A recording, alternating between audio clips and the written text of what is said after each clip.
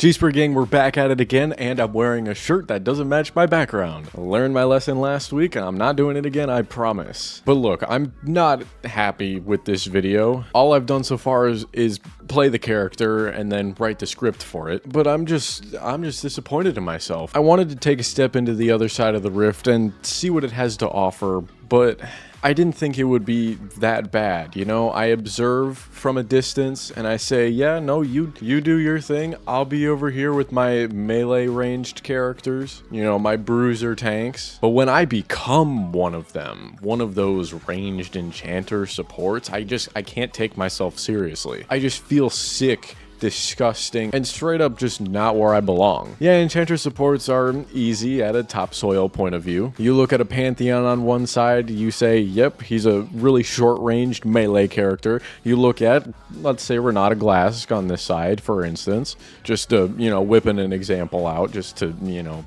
put things up to debate. You see Renata, who's got a gun and ranged abilities, and you say, who's gonna win this fight?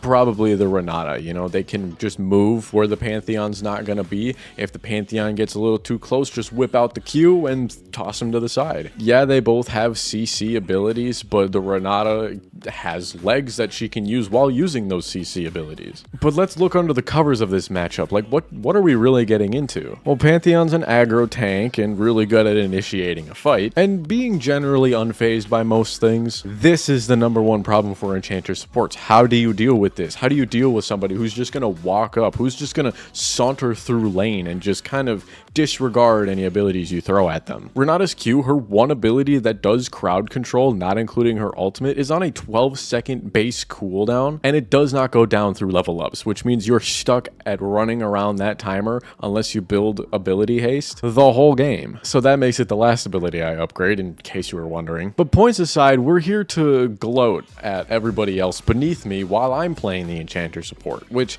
feels like a little bit of a cop-out. And enchanter supports are fine. I don't have anything really against enchanter supports. I just, when playing them, I don't notice myself being able to take and initiate fights where I'm really going to make a difference. And that could just be me in my uneducated state, because I've been mainly playing ranged bruisers and tank supports for, you know, 2-3 years now. So every once in a while when I do pull out one of these picks, it's kind of like, where do I play? How do I position myself? Who do I need to be by so I don't kill myself or get my teammates killed? In my early days of League of Legends, back when, you know, I was just getting into things, just hitting my groove and figuring out what kind of positions I liked, what kind of characters I liked, I really hit my groove with these enchanter supports, which kind of feels stupid and almost contradicts everything that I've been saying leading up to this point, but I used to mainly play enchanter supports until I found the sweet nectar of tank supports. And I swear I'm going to stop talking about tank supports for the rest of this video, please. I need to make sure that we're on the same page on where my skills land and where my proficiencies are. Okay, so what's going on? We're playing Renata Glasc. Renata Glasc is fairly moderately easy, right? But I do need to talk, and I do need to make some points as to why Renata Glasc is actually easy, so I don't just lie to my viewers. Because, oh, why would I do that? Why would I lie? We're truthful, we are respectable, and I am here to do my job, right? It's not a job, it's a hobby. Also, not that you really care if I'm accurately naming my videos. This is the series. I'm continuing the series and playing Renata Glasc.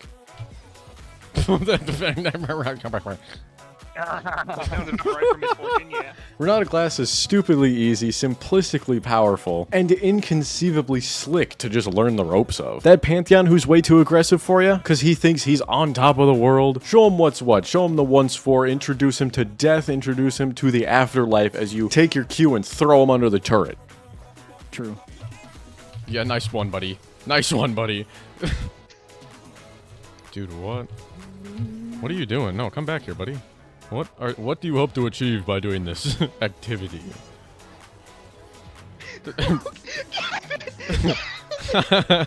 Your Q is your biggest point of disruption. Renata's handshake, as it were, grabs the first enemy or minion hit and stuns them for about 1.5 seconds. During the time that you've got them in your grasp and you're tethered, you can recast your Q and Spider-Man sling them into the next available target. And if it connects, it'll stun them as well. Oh, when I go to the buffet. Hey, we got it. Thank you. Yeah, of course. Allowing you to completely turn the tides of early game fights by also allowing you to grab your ADC by the hair and just tug them back into safety as you've stunned and occupied the time of your enemy laners. Not really, because you can't handshake your teammates, but like I said, it usually gives them some time to get to a safer location. But if you've got a really inquisitive mind, unlike myself, have played League of Legends before, but somehow never looked into Renata and what they do, let me introduce you to her W. Not really sure how you can be super inquisitive, but also play a video game and not learn every single character. To each their own, to be honest. Why would you learn a character that you never ever see or play? Especially if you play a lane that's not bot lane. Like, literally never see. It's almost criminal how low this pick rate is, but who cares about a character that came out in 2022 and doesn't have an entire essay attached to their hip that you need to read every time you cast one of their abilities? Like, there's an okay amount of words here, but not enough to really get me hooked and get me invested into, you know, scripting and laying out the scriptures of each and every ability down to my passive. You know, like, what's to get invested for? I know I'm not impressed with the word count here. Like, I know more or less how to click buttons on this character and have her do things, but I just know that when I hover over an ability, it doesn't fill up my entire screen with a text box. Anyway, the W is a targeted ally buff that gives them attack speed and movement speed for about 5 seconds. Well, not about, for 5 seconds. If they were to perish during this window, they get a second chance at life, and during that extra window that they get after the initial window, if they get a takedown during that, then they are brought back officially. And they get to stay alive. You're welcome. I'm gonna W these minions. Why not? Ooh, ooh, ooh, ooh. I'm teleporting bot. I'm coming. Right. Dude, this is awesome. Was probably useless. Gavin. Gavin. Hey. Oh! No, no. Yeah, I don't think so. That's buddy. I don't think crazy. so, buddy. That's crazy. I don't think so. Oh my I don't god. think so. Let's go. I honestly surprise myself when this even works, because it just does not happen that often. I underestimate how long 5 seconds is, especially in a League of Legends team fight.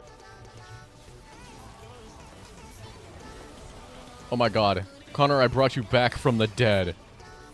You did. Let's yes. go. I appreciate that. Of course. Anyway, moving on down the line, we don't really need to know about the passive. You can get through the majority of the game without really needing to pay attention to it. Marks an enemy with an auto attack. If ally hits that mark, then it does extra damage. Her E is a huge part of her kit, however, so we do need to talk about this. You'll be spamming this a lot, and a little bit more than you might like because the reserved mana pool that you have, and the sheer amount that all of her abilities cost. But you'll use this to assist in fights, mainly getting assist in fights where you aren't doing anything, but hey, I gave my ally that hit the enemy one time a barrier, so surely I got some credit in that kill, right? It gives a smaller amount of shield, not really anything to write home about, but it gives you the chance to build some support items that proc after healing and shielding effects, like Staff of Flowing Water or Ardent Censer or whatever else you want to work with. Imperial Mandate can also be triggered by this, I think. Maybe, probably not. Might be just the Q, but we'll get there. Her E shoots out rockets. Anything in the rocket range gets dealt damage if it's an enemy, or a barrier if it's an ally. So it's kind of best of both worlds. A little bit of damage, a little bit of healing. A lot of mana usage. But overall, this is just a really good ability to farm lane and kind of control where people are going, because it just looks really big. It's deceptively powerful. Like, it looks like it takes up a lot of space, and it looks like it's, oh shit, get out of the way, there's rockets coming at me. But then it hits you and it does like 78 damage. Honestly, all of her abilities feel a little bit lackluster to me, which makes her easy because you don't really have to think about spamming your abilities. You can kind of just do it.